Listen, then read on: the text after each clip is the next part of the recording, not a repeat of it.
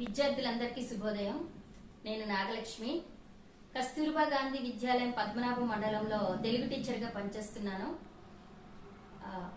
అందరూ బాగున్నారమ్మా?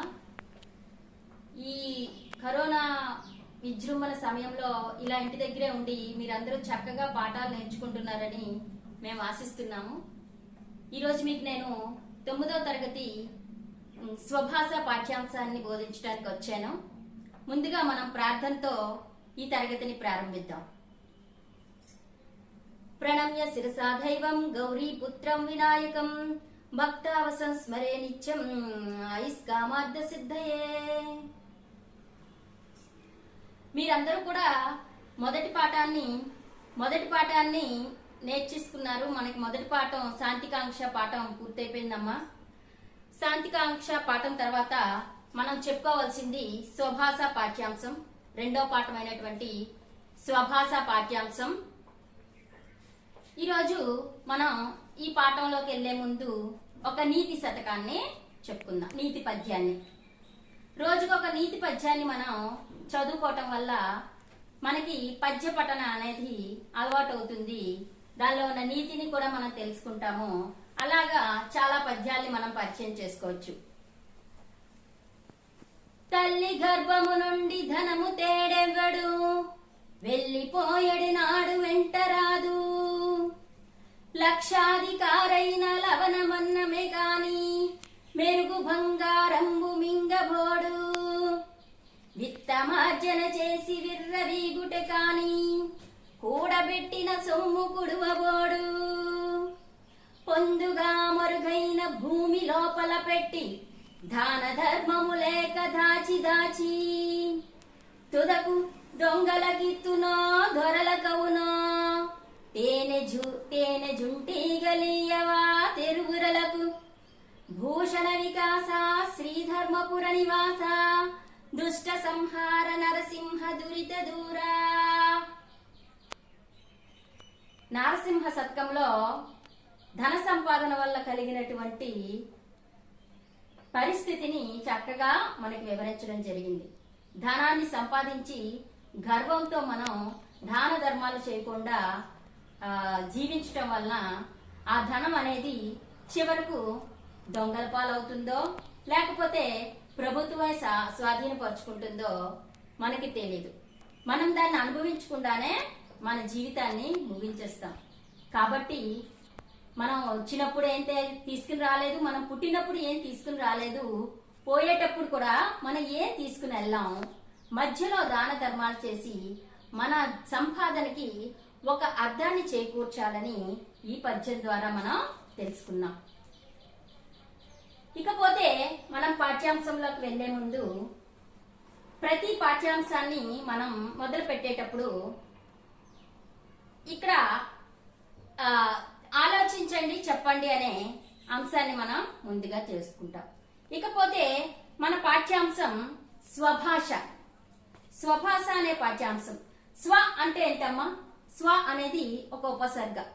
స్వాగతం, సుస్వాగతం, గృహం, స్వగృహం, ఇలాగా స్వ అనే ఉపసర్గను ఉపయోగించి సొంతది, మనది అనే పటుత్వాన్ని ఆ పదానికి మనం తీసుకొస్తాం. ఇక్కడ భాష ఏ భాష? స్వభాష అంటే మన భాష, మన సొంత భాష, మన తల్లి భాష అని అర్థం. అలాంటి మన తల్లి భాష కోసం, మన మాతృభాష కోసం ఈరోజు మన పాఠ్యాంశంలో చెప్పుకోబోతున్నాం. మీ అందరి దగ్గర అచ్చు పుస్తకాలు ఉండవని నేను అనుకుంటున్నానమ్మా. ఎందుకంటే మీరందరూ పాఠశాలకు వెళ్ళట్లేదు కారణంగా అచ్చు పుస్తకాలు కొంచెం మంది దగ్గర ఉండకపోవచ్చు. ఈ పరిసర ప్రాంతాల్లో ఉన్న 10th క్లాస్ విద్యార్థుల దగ్గర కానీ లేకపోతే మీ దగ్గర ఉన్న సెల్లో PDF ద్వారా మీరు అచ్చు పుస్తకాలని డౌన్లోడ్ చేసుకుని మీరు అచ్చు పుస్తకాన్ని ఆ కంటెంట్ ని మీ చేతిలో పట్టుకుని ఈ పాఠ్యాంశాన్ని తిలకిస్తారని నేను ఆశిస్తున్నాను. ఈరోజు మనం స్వభాష అనే పాఠ్యాంశం కోసం చెప్పుకుందాం. అసలు భాష అంటే ఏంటమ్మా? భాష చెప్పండి.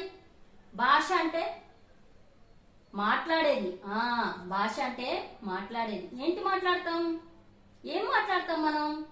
మన భావాలని మన ఆలోచనలో ఉన్న భావాలని బయట పెట్టడమే భాష. బహిర్గతపరచడం. మన భావాల్ని ఏ సాధనం ద్వారా అయితే మనం బహిర్గతం చేస్తామో దాన్ని మనం భాషగా అనుకుంటాం. అలాగా మన ప్రపంచంలో అనేకమైన భాషలు ఉన్నాయి. మన భారతదేశంలో 1652 భాషలు ఉన్నాయి. భాషలు అనేక రకాలు ఉన్నాయి. అసలు ఈ భాష అనేది ఎలా ఉద్భవించింది? ఎవరైనా చెప్పగలరా? క్రీస్తు పూర్వంకి పోతే భాష అనేది లేదు. మానవులందరూ కూడా అప్పుడు ఉండేటటువంటి ఆది మానవులందరూ కూడా సంజ్ఞల ద్వారా, అంటే వాళ్ళ యొక్క సంజ్ఞలు, చేతి కదలికలు, వాళ్ళ యొక్క ముఖ కవలికలను బట్టి వాళ్ళ భావాల్ని వ్యక్తపరచుకునేవారు, అర్థం చేసుకునేవారు. ఆ రకంగా ఉంటూ ఉంటే ఆ కొద్ది కాలక్రమేణా వీళ్ళందరూ కూడా సమూహాలుగా, గుంపులుగా నివసించడం మొదలుపెట్టారు. ఇలా సమూహాలుగా, గుంపులుగా నివసిస్తూ ఒక ప్రాంతానికి సంబంధించిన వారు ఒక రకమైన సంజ్ఞలు, ఇంకొక ప్రాంతానికి సంబంధించిన వారు వేరొక రకమైన సంజ్ఞల ద్వారా క్రమక్రమంగా ఈ భాష అనేది పుట్టుకొచ్చింది. అయితే మనకున్నటువంటి, మన భారతదేశంలో ఉన్నటువంటి 1652 భాషల్లో అనేకమైన భాషలకి లిపి లేదు. లిపి లేనటువంటి భాషలు ఎన్నో ఉన్నాయి. అయితే ప్రభుత్వం వారు ఆమోదించినటువంటి అధికారిక భాషలు మన భారతదేశంలో 22 భాషలు. ఈ 22 భాషలు ఒక్కొక్క ప్రాంతానికి ఒక్కొక్క భాష ప్రాతినిధ్యం వహిస్తూ వచ్చింది. అయితే మన రాష్ట్రానికి గాను తెలుగు భాషని మనం మాతృభాషగా భావిస్తున్నాం. ఈ తెలుగు భాష రాష్ట్రాలు ప్రస్తుతం రెండు రకాలుగా ఉండటంతో, తెలుగు రాష్ట్రాలు రెండుగా మారటంతో ఇప్పుడు మన ఆంధ్రప్రదేశ్కి, తెలంగాణకి తెలుగు భాషే అధికారిక భాష, మాతృభాషగా మనం ఇప్పుడు పరిగణలోకి తీసుకుంటున్నాం. అయితే ఇంతటి ప్రాచుర్యం పొందినటువంటి మన తెలుగు భాషని అగౌరవపరచటం, తెలుగు మాట్లాడటం చులకన అనుకోవటం సరైన పద్ధతి కాదని మన ఈ పాఠ్యాంశ రచయిత ఒక అధిక్షేపక వ్యాసం ద్వారా మనకి ఈ పాఠ్యాంశాన్ని అందించి మన భాష యొక్క గొప్పతనాన్ని, మన భాష యొక్క ప్రయోజనాన్ని, మన మాతృభాషను గౌరవించుకునే విధానాన్ని ఈ పాఠం ద్వారా మనకి తెలియచేయదలుచుకున్నారు. ఆ పాఠ్యాంశమే స్వభాష. ఈ స్వభాష పాఠ్యాంశాన్ని మనకి పానుగంటి లక్ష్మీ నరసింహారావు గారు రూపొందించి పాఠ్యాంశంగా ఇవ్వటం జరిగింది. మనం ఈ పాఠ్యాంశంలోకి వెళ్లే ముందు ఇక్కడ ఆలోచించి చెప్పండి అనే మొక్కలు చూద్దామమ్మా. ఒక్కసారి చూడండి. ఇక్కడ ఆలోచించి చెప్పండి అనే ప్రశ్నలు ఉన్నాయి. చూడండి అమ్మా, ఇక్కడ ఒక చిత్రం కనిపిస్తుంది. చూడండి, చిత్రం కనిపిస్తుందమ్మా. చిత్రంలో ఏం కనిపిస్తుంది? ఒక వ్యక్తి మైక్ దగ్గర, ఆయన పండితుడిలా ఉన్నాడు. ఒక పండితుడు మైక్ పట్టుకుని ప్రసంగాన్ని ఇస్తున్నాడు. చూస్తున్నటువంటి వీక్షకులు ఆయనకి ఏం చేస్తున్నారు? ఆయన మెచ్చుకుంటున్నారు. ఏ విధంగా మెచ్చుకుంటున్నారు? జంగాల శాస్త్రి గారు, తెలుగు లాంగ్వేజ్ గురించి మీరు ఇచ్చిన స్పీచ్ ఎక్సలెంట్ గా ఉంది, మీకు నా హార్టీ కంగ్రాట్స్ అని ఆ సభలో ఉన్నటువంటి ఒక వ్యక్తి ఆ ఉపన్యాసకుడితో మాట్లాడుతున్నాడు. అయితే ఆయన మొహం తెల్లబెట్టి చూస్తున్నాడు ఆ ప్రేక్షకుల వైపు ఆశ్చర్యంతో. ఏంటి ఇలా అంటున్నాడు? నేను ఇచ్చిన స్పీచ్ ఏంటి, ఈయన మాట్లాడుతున్నదేంటి అని. ఇంతకీ ఈ జంగాల శాస్త్రి దేని గురించి ఉపన్యసించి ఉంటాడని మీరు అనుకుంటున్నారు? చెప్పండి అమ్మా. మనం స్వభాషణ పాఠ్యాంశాన్ని నేర్చుకుంటున్నాం కాబట్టి ఆయన తెలుగు ప్రసంగాన్ని ఇచ్చి ఉంటారు. తెలుగు ప్రసంగాన్ని విన్న తర్వాత ఎదుటి వ్యక్తి ప్రశ్నిస్తున్న జంగాల శాస్త్రి నిర్ఘాంతపోవడానికి కారణం ఏమై ఉంటుంది? నిర్ఘాంతపోతున్నాడు జంగాల శాస్త్రి. స్పీచ్ అంతా అయిపోయాక ఈయన మాటలకి ఎందుకని నేను తెలుగు కోసం ఎంతటి ప్రసంగాన్ని ఇస్తున్నా ఈ వ్యక్తి ఇంగ్లీష్ లో నాకు ధన్యవాదాలు చెప్తున్నాడు. ఈయన నాకు ఇంగ్లీష్ లో ధన్యవాదాలు చెప్తున్నాడు. నేను తెలుగులో స్పీచ్ ఇస్తే నేను ఇచ్చిన స్పీచ్ వృధాయే కదా, నేను ఇచ్చిన ప్రసంగం వృధాయే కదా అని జంగాల శాస్త్రి నిర్ఘాంతపోతున్నాడు. ఇంతకీ ఈ జంగాల శాస్త్రి అంటే ఎవరు మనం తెలుసుకుందాం. అయితే ఇదంతా తెలుసుకోవటానికి ముందు మనము మన పాఠ్యాంశం యొక్క రచయిత గురించి తెలుసుకుందాం. ఈ రచయిత గురించి తెలుసుకుంటే ఈ జంగాల శాస్త్రి ఎవరు అనేది మనకు తెలుస్తుంది. మన పాఠ్యాంశం యొక్క రచయిత, స్వభాష పాఠ్యాంశం యొక్క రచయిత పానుగంటి లక్ష్మీ నరసింహారావు గారు. పానుగంటి లక్ష్మీ నరసింహారావు గారు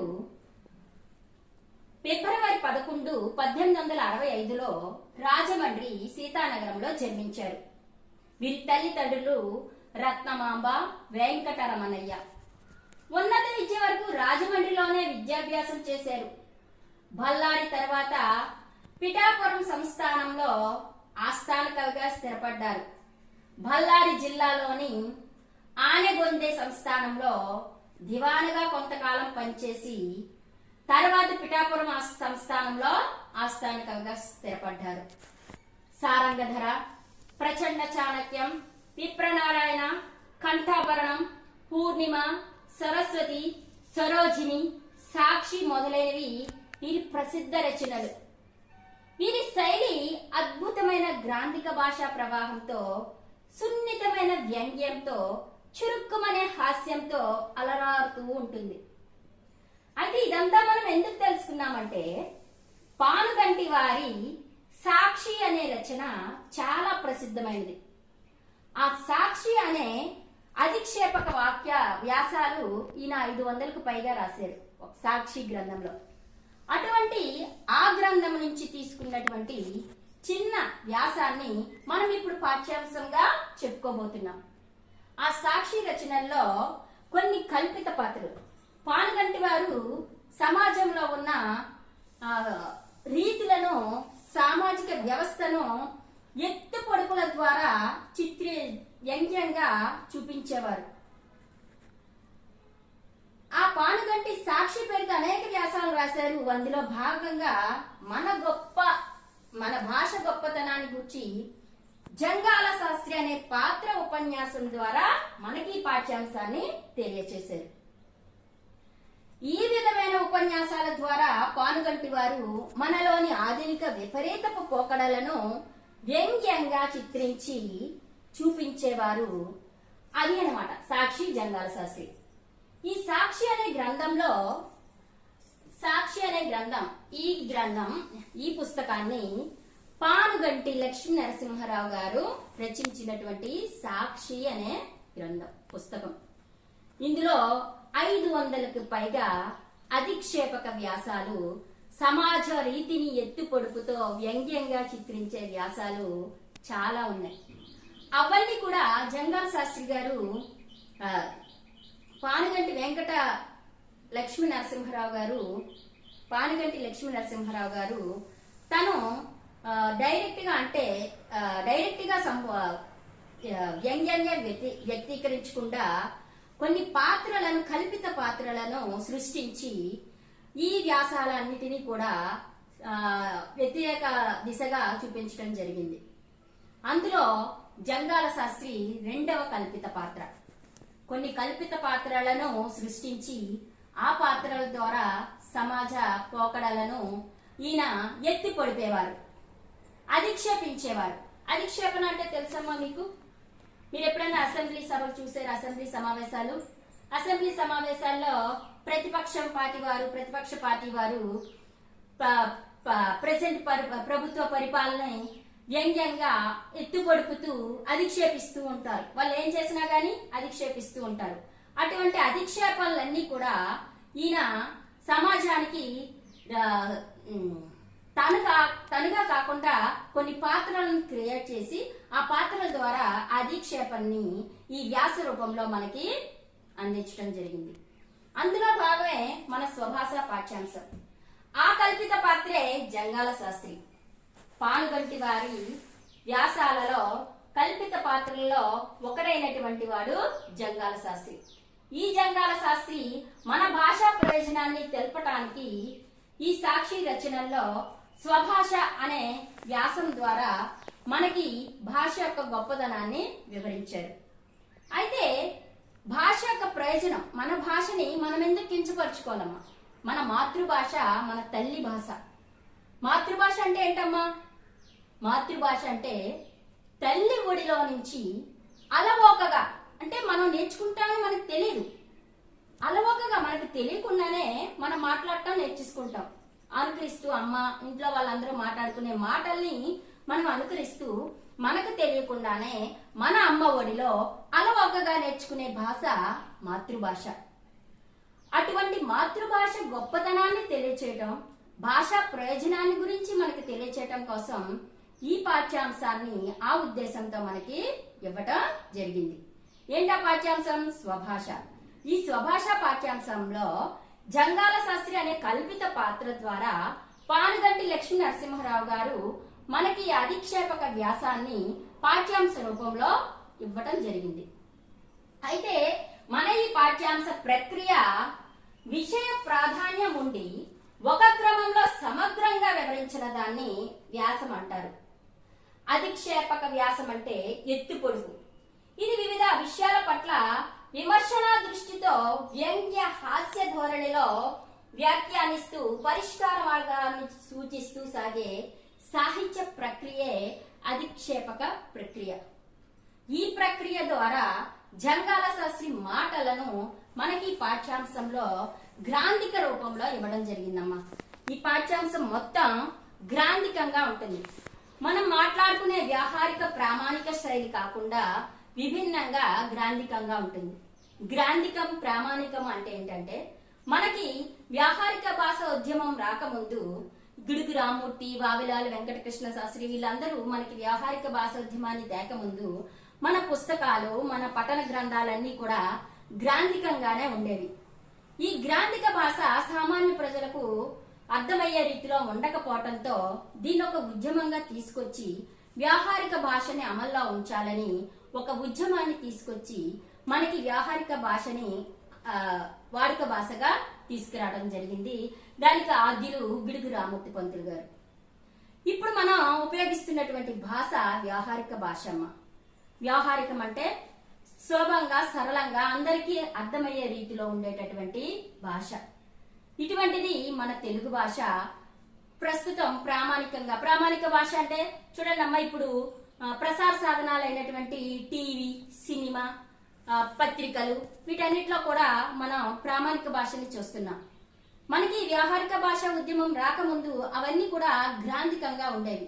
గ్రాంధికం అంటే ఏంటో ఈ పాఠ్యాంశంలో ఉన్నటువంటి విషయాన్ని బట్టి మనం చూద్దాం. ఇప్పుడు మనకి పంచతంత్రం కథలు విష్ణు శర్మ రచించినటువంటి పంచతంత్రం కథలు మీరు చదివారమ్మా ఎప్పుడైనా? అవి కూడా గ్రాంధికంలో ఉన్నాయి.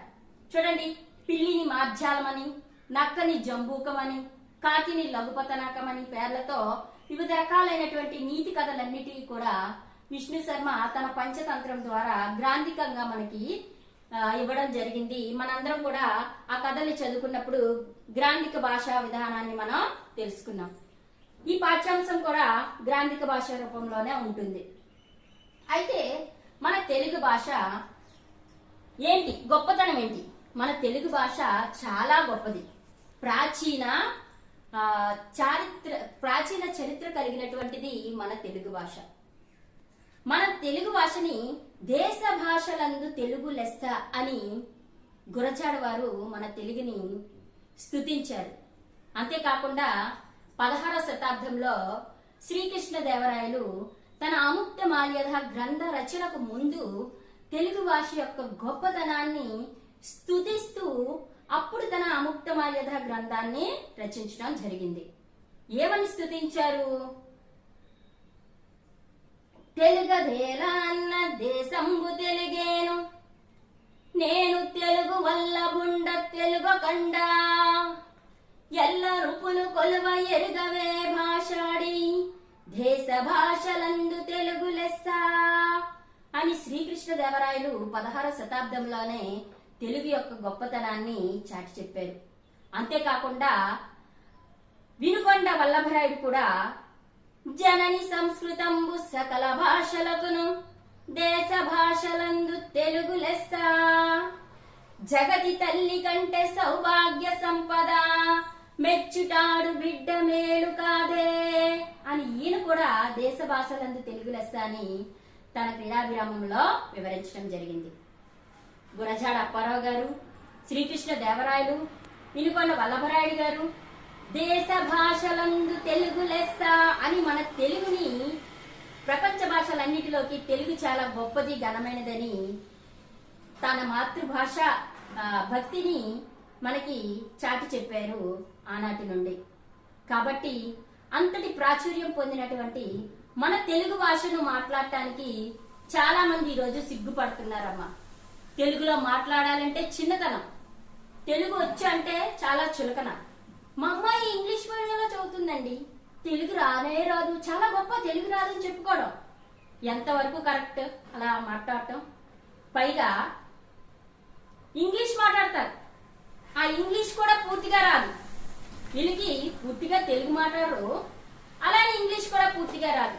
బట్ అండ్ ఈజ్ దట్ ఇవి తప్ప ఇంగ్లీష్ పూర్తిగా రాదు, తెలుగును ప్రశాంతంగా మాట్లాడలేరు.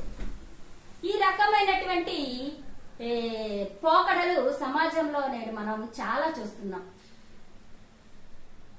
తెలుగులో మాట్లాడకుండా ఇంగ్లీష్ పదాలను మధ్య మధ్యలో చేరుస్తూ వచ్చిరాని తెలుగును మాట్లాడుతూ మన తెలుగు భాషని అగౌరవపరుస్తున్న కారణంగా మన భాష యొక్క గొప్పతనాన్ని, మన భాష యొక్క ఔన్నత్యాన్ని, మన భాష పట్ల మనకున్నటువంటి భాషాభిమానాన్ని పెంచడం కోసం మనకి ఈ స్వభాష అనే పాఠ్యాంశాన్ని ఆ ఉద్దేశంతో ఇవ్వటం జరిగింది.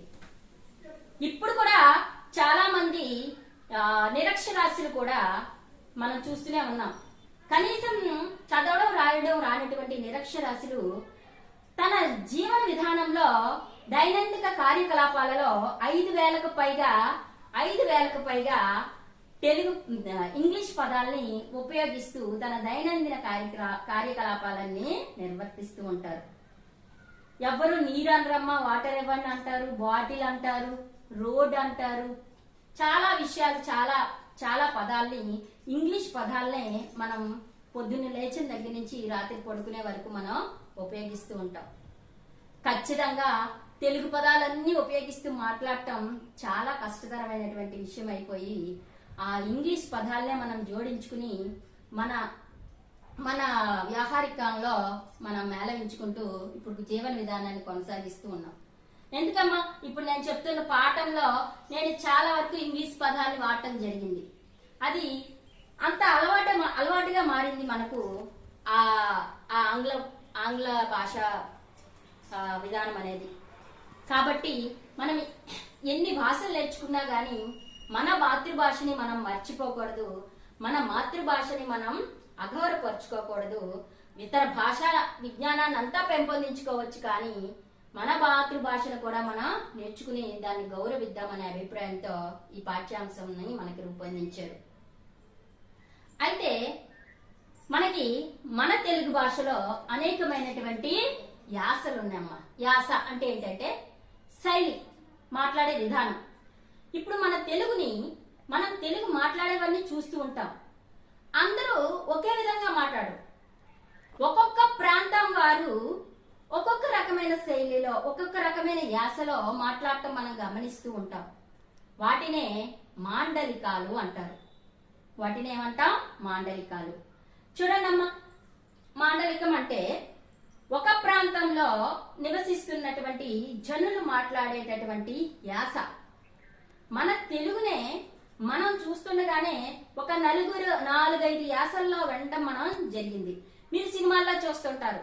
తెలంగాణ యాస ఒక విధంగా ఉంటుంది, రాయలసీమ యాస ఒక విధంగా ఉంటుంది, ఉత్తరాంధ్ర యాస ఒక విధంగా ఉంటుంది, కోస్తా జిల్లాల్లో మాట్లాడే తెలుగు ఒక రకమైన యాసను కలిగి ఉంటుంది. ఈ విధంగా ఒకే రకమైన భాష ఇన్ని రకాల యాసలను కలిగి ఉండటానికి కారణం ఏమిటంటే ఆ పరిసర ప్రాంతాలు, సరిహద్దులు. ఇప్పుడు మన రాయలసీమ యాసను తీసుకుంటే చిత్తూరు జిల్లా, ఉత్తరాంధ్ర యాస ఒక విధంగా ఉంటుంది. ఈ రకంగా కోస్తా, తెలంగాణ, ఉత్తరాంధ్ర, రాయలసీమ అనే 4 యాసల ద్వారా మన తెలుగు భాషని వ్యవహరించడం జరుగుతుంది. అసలు ఈ యాసలు, ఈ మాండలికాలు ఎలా ఏర్పడ్డాయి? ఆ సరిహద్దు రాష్ట్రాల యొక్క ప్రభావం ఆ భాషపై పట్టడంతో ఆ భాషా ప్రభావం మన తెలుగు భాషపై పడి 4 మాండలికాలుగా మన తెలుగు భాషని నేడు మనం వ్యవహారంలో తీసుకున్నాం. ఆ రకంగా పూర్వ మండలం అని అంటే ఉత్తరాంధ్ర యాస, శ్రీకాకుళం, విజయనగరం, విశాఖపట్నం జిల్లాల వారు మాట్లాడేది. అలాగే మధ్య మండలం అని అంటే కోస్తాంధ్ర, ఉభయ గోదావరి జిల్లాలు, కృష్ణా, గుంటూరు జిల్లాలు మాట్లాడేటటువంటి యాస. అలాగే దక్షిణ మండలం అని అంటే రాయలసీమ ప్రాంతాలు, చిత్తూరు, నెల్లూరు, ప్రకాశం జిల్లాలు. ఈ రకంగా ఉత్తర మండలం అని అంటే తెలంగాణ యాసని ఉత్తర మండలంగా పరిగణిస్తూ 4 రకాలైనటువంటి భాషా యాసను కలిగి ఉంది మన తెలుగు భాష. ఇటువంటి తెలుగు భాష యొక్క ఔన్నత్యాన్ని చెప్పుకోవడం కోసం మనకి స్వభాష పాఠ్యాంశాన్ని అందించారు. అయితే ఈ పాఠ్యాంశం నేపథ్యం ఏంటి?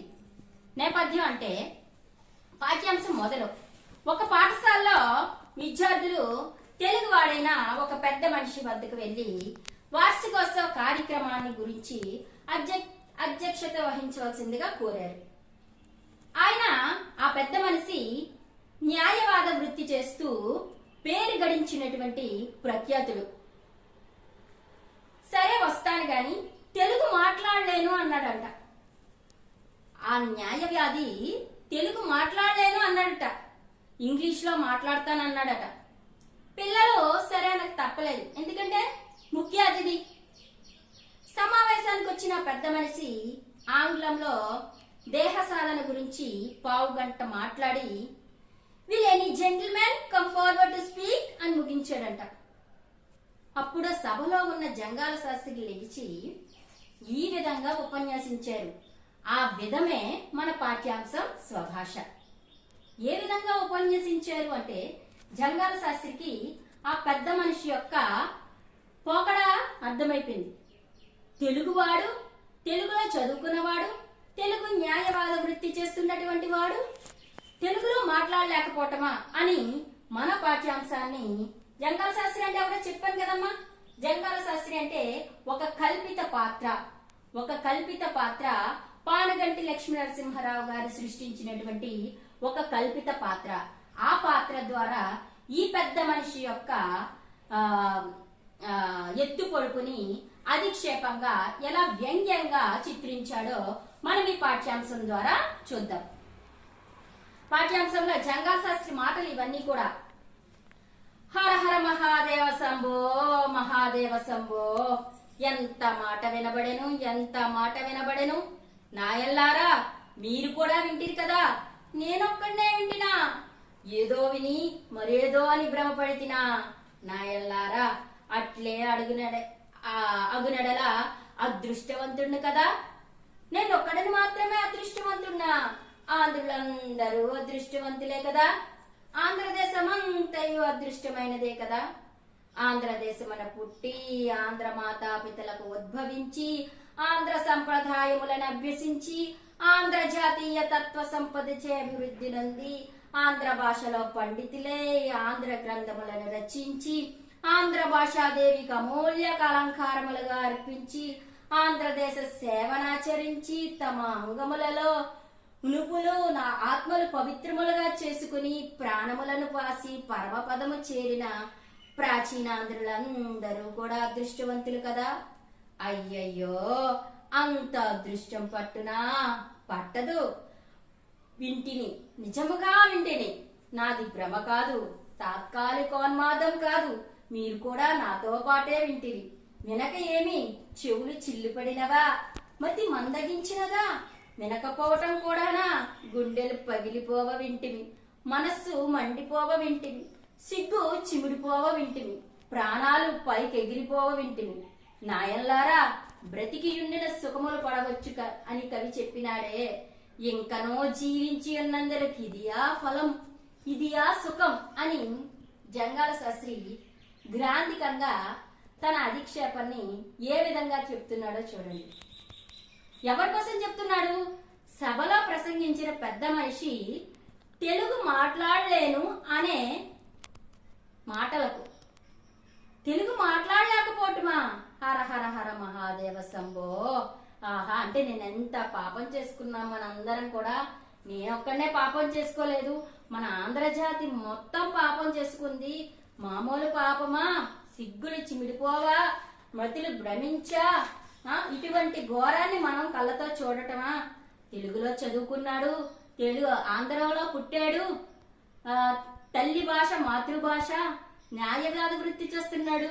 ఇటువంటి మహనీయుడు తెలుగు రావదు అని మాట్లాడటం ఎంతవరకు సబబైనదని తన యొక్క బాధని ఇంకా ఇంకా ఇంకా చెప్తున్నాడు జంగాల శాస్త్రి. ఏమని చెప్తున్నాడు? ఆహాహా, ఏమని ఏమని మన అధ్యక్ష భగవాని అలాప కలాపమేది, వారి సాయించిన శ్రీ సూక్తి ఏది, వారి హాస్యగ్రహము నుండి అవతరించిన ఆగమ సూత్రమేది, చెప్పనా? ఆంధ్రుడు వచింపదగినది కాదే, చెప్పనా? చెప్పక తప్పునా? మన అగ్రసానాధిపతి దేవునికి ఆంధ్ర భాష రాదట, ఆయన ఆంధ్రమున మాట్లాడలేడట. అయ్యయ్యో, ఆంధ్రమున మాట్లాడలేకపోతే ఏమి? మగవారు కాదే, నంగి నంగి మాట్లాడువారు కాదే, మెమ్మే పెప్పే అనువారు కారే, ఆంగ్లేయ భాష పండితాగ్రగణ్యులే, బర్కు శిశురో డెమోస్తనీస్ గాట్లన్ ఇత్యాది మహావ్రక్త అవకాతక వైభూతమును కబలించి నమిలి చప్పరించి మింగి జీర్ణించుకొని రక్త మాంసములను కలుపుకొనిన వారే. ఇది కాక బిఎల్ పరీక్షలో కడతేరి కాలాంబర కవచదారియే, న్యాయమూర్తుల ఎదుట కాకిని గ్రద్దను కాకి చేయజాలిన కర్కస తర్క వాగ్వాహిని మోహకరణాధ్యక్షులే. అట్టి వాగ్ధోరణి ధీరులకు వీరాంధ్రమున మాట్లాడలేకపోవటం ఏమి? లేకపోవటం అనగా నాకేమో బోధపడలేదు. మ్యావని కూయలేని పిల్లి ఎచ్చటనైనా ఉండునా, కిచకిచలాడలేని కోతిని మీరెచ్చటైనా చూచితిరా, ఏ తరాని కప్ప ఏ దేశమందైనా ఉండునా, పుట్టగానే కారిమనలేని బిడ్డ చచ్చిన దానికి ఏమైనా సందేహమా?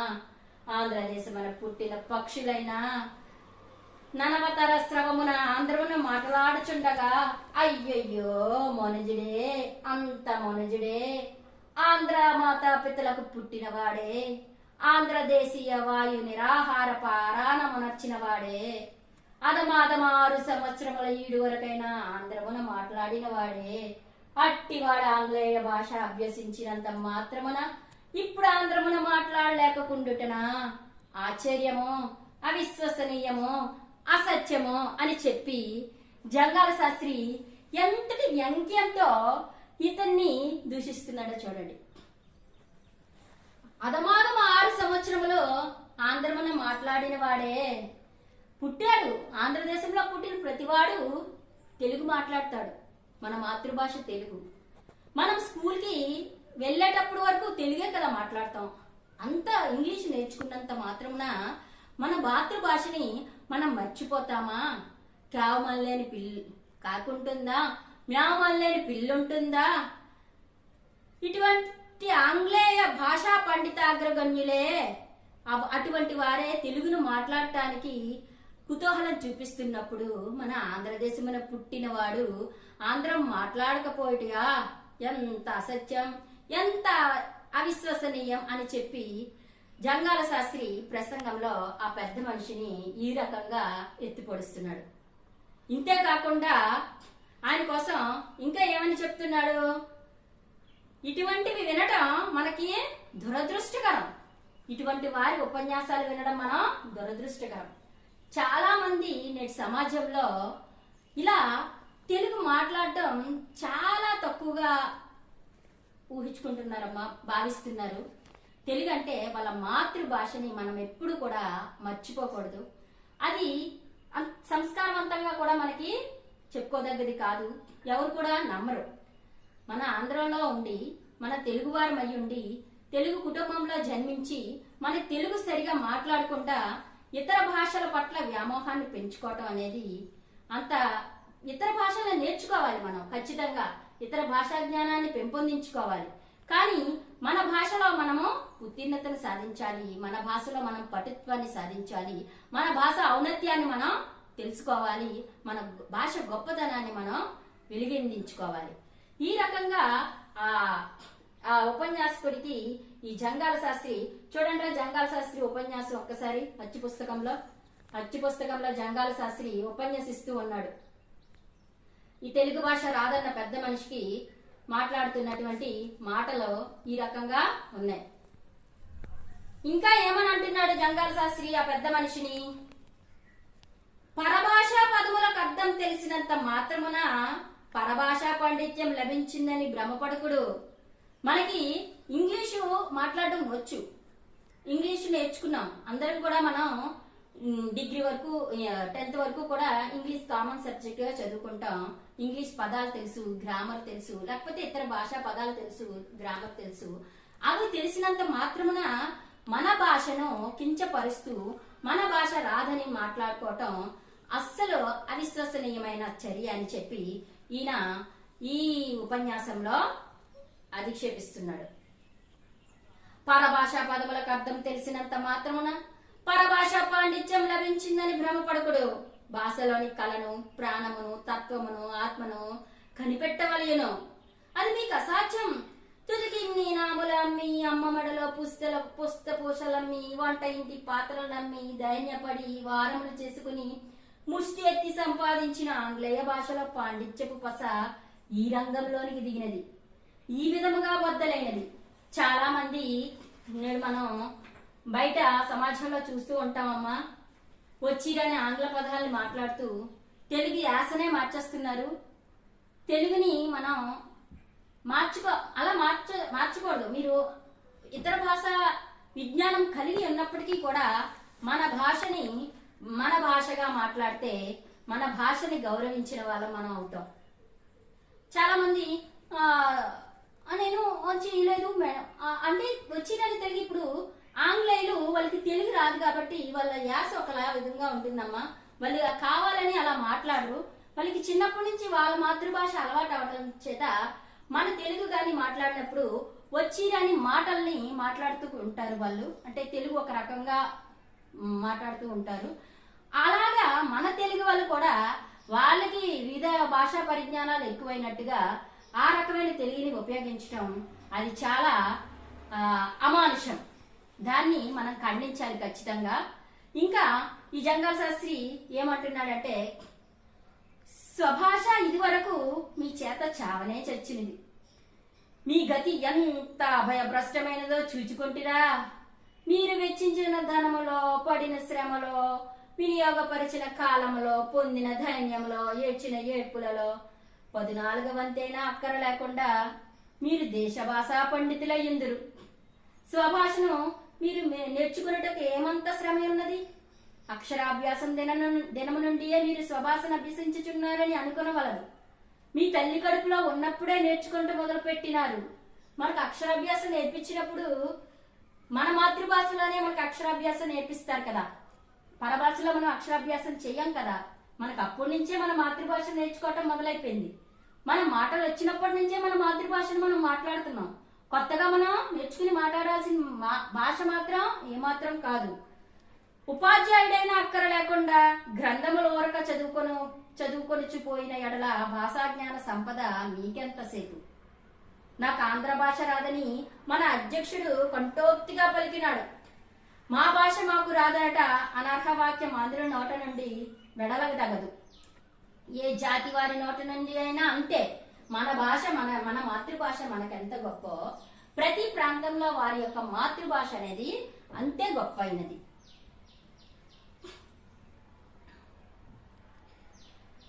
ఆంధ్రదేశమున పుట్టి ఎంతకాలమైనదో, ఆంధ్రజాతి పుట్టి ఎంతకాలమైనదో ఇటు అనుచిత వాక్యమున నేడు బయలువెడలేనది.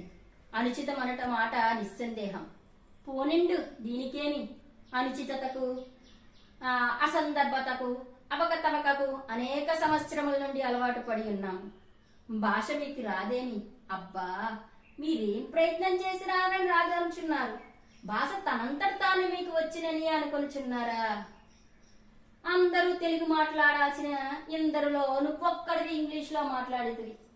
కావు కావు అని అనవలసిన కాకులన్నిటిలో ఒక్క కాకి కొక్కురోకో అని అరిచిన ఎడల మిగిలిన కాకులు దానిని ముక్కుతో పొడిచివేయక మానునా? మేము నీ అంటే అనేక ప్రకృతులకు అలవాటు పడిన వారం కావున సరిపోయింది. అంటే నీలాంటి వాళ్ళు చాలా మందిని మేము సమాజంలో చూసాం.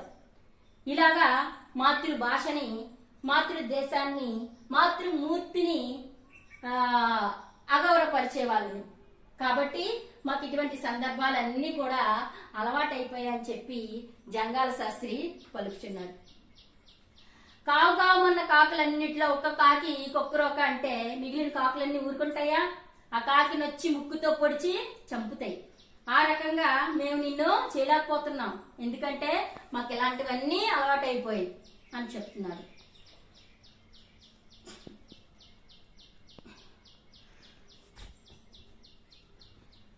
మేము నీ వంటి అనేక ప్రకృతులకు అలవాటు పడిన వారం కావున సరిపోయింది.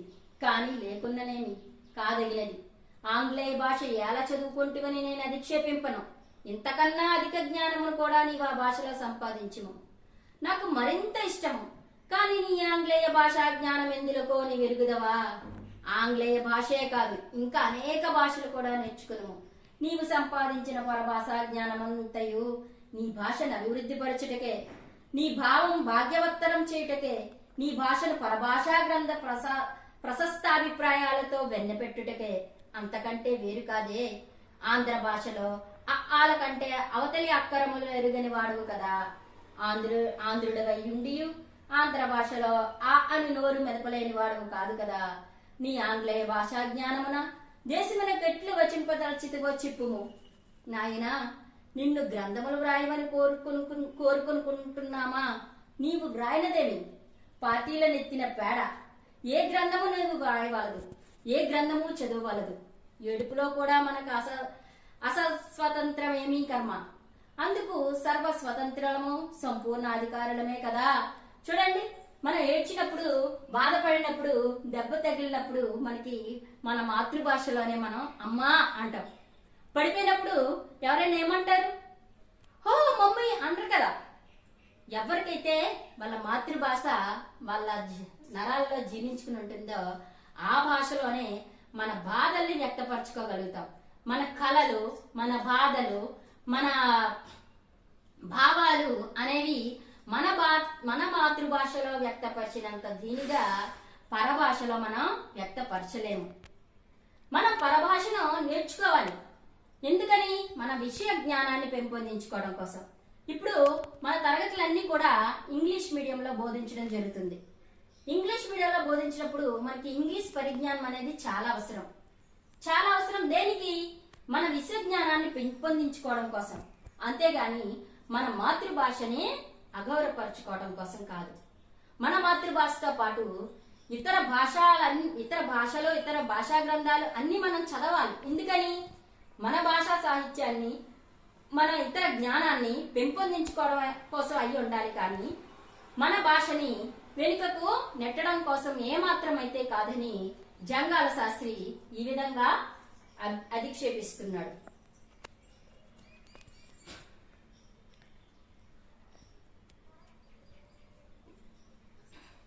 ముష్టి బ్రాహ్మణుడు నీ ఇంటికి వచ్చి ఆయారపు బ్రాహ్మణుని అయ్యా అని అరవక, హే బాయ్, రూమ్ లో ఉన్న బాటిల్లో రైస్ ఏమైనా ఉందేమో, kindly get here, thank you అని అంటే నువ్వు ఆ బాయ్కి భిక్షం వేస్తావా? ఖచ్చితంగా వెయ్యవు. అయ్యా అని అరవక, ఇన్ ఆంటిసిపేషన్ అని నీతో సంభాషింపగా నీవు అతని ముష్టి వేయదవా? మూతి మీద ఇచ్చి ఒక్కటి వేయదవా? అలాగే ముష్టిలోని ఈ ఇంగ్లీషు మాటలు కూడా అంత గౌరవప్రదములే అని నిశ్చయముగా నమ్ముడు. నాయన్లారా, మీ సభా కార్యక్రమం అంతయు చెడగొట్టి తిని నన్ను మీరు క్షమింపవలను. మరి ఎప్పుడైనా ఈ సభను తిరిగి చేసుకున్నాడు. అప్పుడు సభలో వారంతా కూడా జంగాల శాస్త్రికి ఆ సభకి మీరే అధ్యక్షులుగా రావాలని చెప్తున్నారు. అట్లే మీరంతా ఆంధ్ర భాషాభిమానంతో ప్రవర్తించుచున్నప్పుడు నా చేతనైన సేవను నేను చేయను. ఇక 4 మాటలు మాత్రం చెప్పుదును.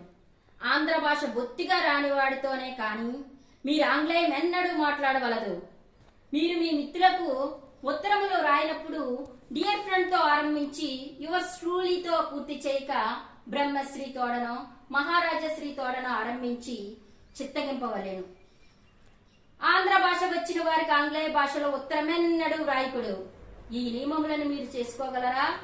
నూతనముగా అచ్చుపడుతున్న ఆంధ్ర గ్రంథములెల్లను విమర్శనా బుద్ధితో చదువుడు. తొందరపడి అధిక్షేపింపకుడు. శని ఆదివారములందు రాత్రి తప్పకుండా 2 గంటల పురాణ పఠనం కాలక్షేపం చేయుడు. స్వభాషా పత్రికలను చూడకుండా ఆవల పారవేయకుడు. ఆంగ్ల భాషా గ్రంథములను మీరు చదువుతున్నప్పుడు వారిలో మన భాషకు అక్కరకు వచ్చే అంశములేమియా అని తదేక దృష్టితో చూచుచు వానిని మెదటిలో పదిలపరుకుడు. మీరి నియమములకు లోనర్చి పట్టుదలతో పాటించి పుట్టుక చేతనే కాక బుద్ధి చేత స్వభావం చేత యోగ్యత చేత ఆంధ్రులు అనిపించుకునుడు అని ఈ వ్యాసాన్ని జంగాల శాస్త్రి చెప్పడం జరిగింది. అంటే మీరు ఆంధ్ర భాషను ఏమాత్రం నిర్లక్ష్యం చేయకుండా ఆంధ్ర భాషతో పాటు ఆంధ్ర భాషను ఇంకా పెంపొందించుకోవడం కోసం ఆంగ్లేయంని ఇతర భాషలు కూడా నేర్చుకుని మీరు దానిలో పట్టు సాధించవాలని చెప్పి జంగాల శాస్త్రి యువత అందరికీ కూడా ఈ అధిక్షేపక వ్యాసం ద్వారా మనకి సందేశాన్ని ఇవ్వడం జరిగింది. మొత్తంగా చెప్పుకుంటే ఈ పాఠం యొక్క సందేశమే ఏంటంటే మనందరం కూడా పరభాష జ్ఞానాన్ని కలిగి మన మాతృభాషని గౌరవించుకుంటూ మన మాతృభాష ఔన్నత్యాన్ని చాటి చెప్పాలి. మన భాషా ప్రయోజనాన్ని మనం తెలుసుకోవాలి. కొన్ని అంశాలు మన మాతృభాషలో తెలుసుకుంటేనే మనకి బాగా అర్థమవుతాయని జంగాల శాస్త్రి యొక్క ఉద్దేశం. మనం మరీ భాషరాని వాళ్ళం కాదు కదా. పుట్టుకతోనే తెలుగును నేర్చుకుంటూ తెలుగులో అక్షరాభ్యాసం చేసినటువంటి వారం. అటువంటి వారం తెలుగు రాదు అని అనుట ఏమాత్రం అవిశ్వసనీయమని చెప్పి ఈయన యొక్క అభిప్రాయం. ఈ పాఠ్యాంశం నేను ఉపోద్ఘాతాన్ని నేపథ్యాన్ని కొంచెం వివరంగా చెప్పడం జరిగిందమ్మా. ఇంకా మిగిలినవి చాలా అంశాలు మనకున్నాయి. నెక్స్ట్ తరగతిలో మనం ఈ అంశాలన్నీ కూడా పూర్తి చేసుకుందాం. మీరు శాంతికాంక్ష పాఠంలకు నోట్స్ రాశారు. ఈ పాఠం కూడా ఒకసారి ఈ గ్రాంధికంగా ఇవ్వబడినటువంటి ఈ వ్యాసం అంతా కూడా ఒకసారి చదవండి అమ్మా. జంగాల శాస్త్రి తన యొక్క బాధను తెలుగు జాతిని అవమానపరిచినటువంటి విధానాన్ని అవతలి వ్యక్తి యొక్క ఉద్దేశాన్ని ఎంత వ్యంగ్యంగా అధిక్షేపించాడో మీరందరూ 1-2 సార్లు ఈ పాఠ్యాంశాన్ని చదవటానికి ప్రయత్నించండి. ఈ పాఠ్యాంశం గ్రాంధిక రూపంలో ఉంటుంది కాబట్టి చదవటానికి కొంచెం కష్టంగా ఉంటుంది. మీరు తప్పకుండా ప్రయత్నిస్తే మనం చదవగలుగుతాం. ఈ ప్రయత్నం చేసిన తర్వాత మీరు హోంవర్క్ గా ఈ పాఠ్యాంశాన్ని 2 సార్లు చదవండి. నెక్స్ట్ క్లాస్ లో మనం ఇవి చేయండి అంశాలు తెలుసుకుందాం. ఈ పాఠ్యాంశాన్ని మీరు పఠనావగాహన ద్వారా హోంవర్క్ లో నేర్చుకుంటారని చదవడం మాత్రమే మీకు హోంవర్క్ ఇస్తున్నానమ్మా. 2-3 సార్లు ఈ పాఠాన్ని మొదటి నుంచి ఈ చివరి వరకు ఈ వ్యాసం అంటే ఈ పాఠం అంతా కలిపి ఒక వ్యాసం కదా. ఈ వ్యాసాన్ని మీరు ఒక 2 సార్లు చదివి రేపు క్లాస్కి వచ్చినప్పుడు నాకు చదివి వినిపిస్తారని నేను ఆశిస్తున్నాను. నెక్స్ట్ అంశాల్ని తర్వాత తరగతిలో తెలుసుకుందాం. సెలవు.